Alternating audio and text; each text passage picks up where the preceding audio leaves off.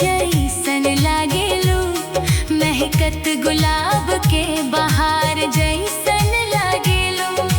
जब तू हंसेलू दिल मुस्काए, जैसे किस्मत हमार चमक जाए। तोहरे बिना लागे ना जियरा हो सजना, दिनवा न कटे रतिया। तोहरे बिना लागे ना जियरा हो सजना, तू ही बन गईलू मोर दुनिया। तोहरे प्यार में पागल भइल बानी, तोहरे प्यार में पागल भइल बानी।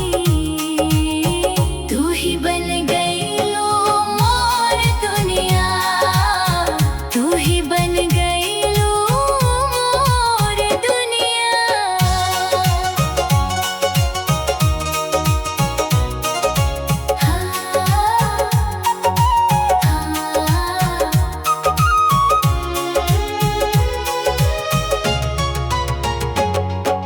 हाथवा में हाथ लेके चली संग संग, प्यार के गावेदा दोनों मिलके रंग। दुनिया चाहे कुछो कहे, तोहरे खातिर हर खुशी सहे।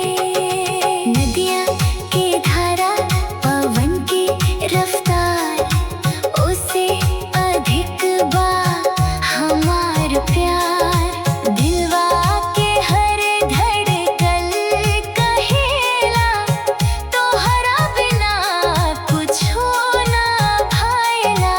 आजा सजनी बाहों में समा जा, प्यार के दीप दिल में जला जा।